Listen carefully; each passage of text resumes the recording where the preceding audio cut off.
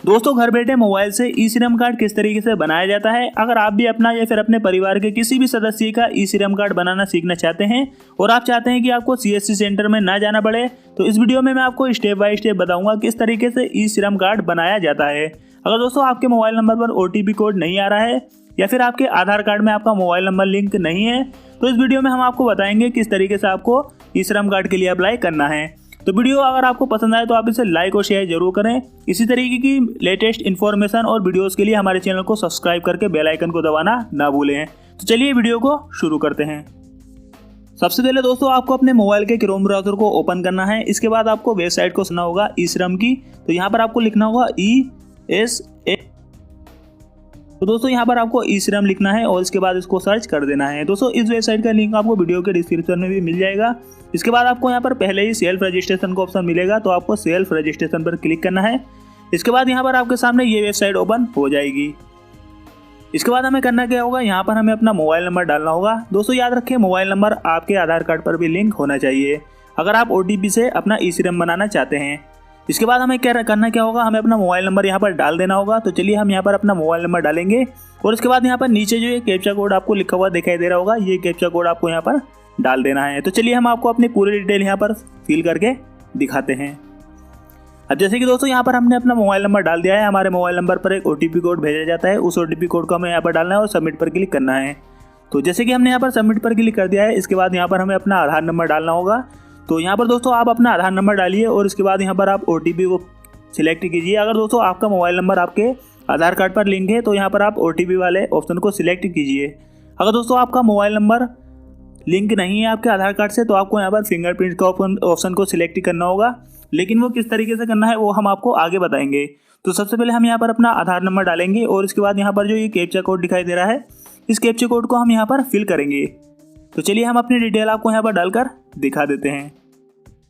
अब दोस्तों जैसे कि हम यहाँ पर अपना आधार नंबर और कैप्चा कोड डालते हैं, यहाँ पर हमें एग्री पर क्लिक करना है, यानी कि हम इसकी नियमों जो शर्तें हैं उनसे सहमत हैं। इसके बाद हमें सबमिट पर क्लिक करना है। इसके बाद हमारे मोबाइल नंबर पर एक OTP कोड भेजा जाएगा, उस OTP कोड को हमें यहाँ पर डालना है और वैलिडेट पर क्लिक करना है। अब जैसे कि हम वैलिडेट पर क्लिक करेंगे, हमारा जो आधार का डाटा है वो यहाँ पर शो हो जाएगा, मतलब आपका नाम, डेट ऑफ बर्थ जो भी है वो यहाँ पर आपके सामने शो हो जाएगी। इसके बाद हमें कंटिन्यू पर क्लिक करना है और जैसे कि आप कंटिन्यू पर क्लिक करेंगे यहाँ पर आपसे मांगी जाएगी आपकी पर्सनल इन्फॉर्मेशन, जैसे कि email ID, marital status, father name, social category. तो सोशल कैटेगरी में आप OBC, SC, ST जो भी डालना चाहते हैं डाल सकते हैं। अगर आपको अपनी ईमेल ID नहीं पता है तो आप इसे ब्लैंक भी छोड़ सकते हैं। इसके बाद आप यहाँ पर नीचे आएंगे तो यहाँ पर आपसे मांगा जा रहा है आपका ब्लड ग्रुप। अगर आपको अपना ब्लड ग्रुप नहीं पता है तो ऐसे ही छोड़िए। इसके बाद यहाँ पर आपसे पूछा जा रहा है कि आप विकलांग हैं, तो आप ये यस या नो कर सकते हैं। इसके बाद नॉमिनी में आप अपने परिवार के किसी भी सदस्य का नाम डाल सकते हैं, उसकी डेट ऑफ बर्थ आप ठीक यहाँ पर डालिए क्योंकि यहाँ पर इंश्योरेंस भी होने वाला है। इसके बाद हम यहाँ पर अपनी डिटेल डालने के बाद रिलेशनशिप डालेंगे, मतलब जो नॉमिनी है उससे आपका क्या रिलेशनशिप है। इसके बाद सेव एंड कंटिन्यू पर हम क्लिक करेंगे। इसके बाद यहाँ पर आपको डालनी होगी अपना एड्रेस।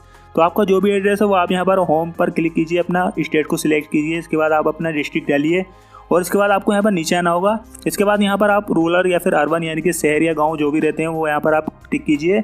इसके बाद हाउस नंबर, लोकेलिटी, आपका जो स्टेट है, जो आपका डिस्ट्रिक्ट है वो आप यहाँ पर डालिए।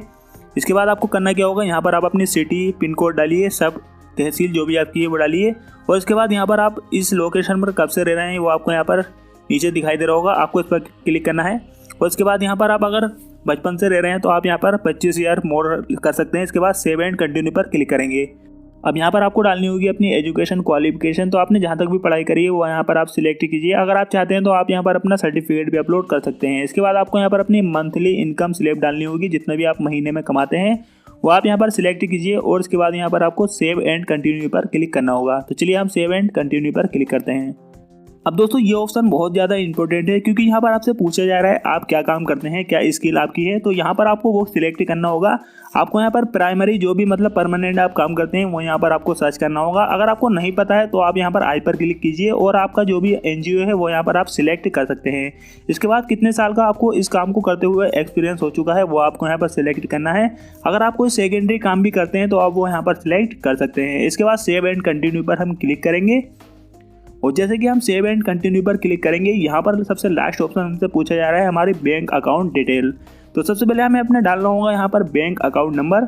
इसके बाद यहाँ पर सेकंड जो कंफर्म बैंक अकाउंट नंबर है उसमें भी हमें अपना अकाउंट नंबर दोबारा डालना है। इसके बाद अकाउंट होल्डर नेम यानी कि आपका जो भी नाम है वो आपको यहाँ पर डाल देना है। इसके बाद यहाँ पर आपको आपका जो बैंक का IFSC कोड होता है वो आपको यहाँ पर डालना है, वो आपकी पासबुक पर लिखा हुआ होता है। उसके बाद आप यहाँ पर सर्च पर क्लिक करेंगे। तो जैसे कि आप सर्च पर क्लिक करेंगे आपके बैंक की पूरी डिटेल आ जाएगी। आपको सेव एंड कंटिन्यू पर क्लिक करना है और आपका जो यहाँ पर पर्सनल डिटेल है, मतलब जो डिटेल आपने यहाँ पर फिल की है वो आप यहाँ पर एक बार चेक कर लीजिए।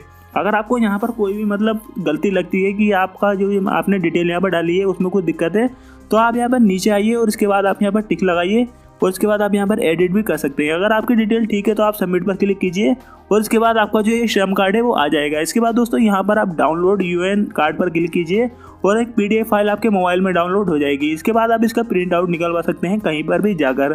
तो इस तरीके से आप घर बैठे इस श्रम कार्ड को, श्रमिक कार्ड को आसानी से मोबाइल से बना सकते हैं। तो वीडियो पसंद आए तो इसे लाइक शेयर जरूर करें। Thank you for watching.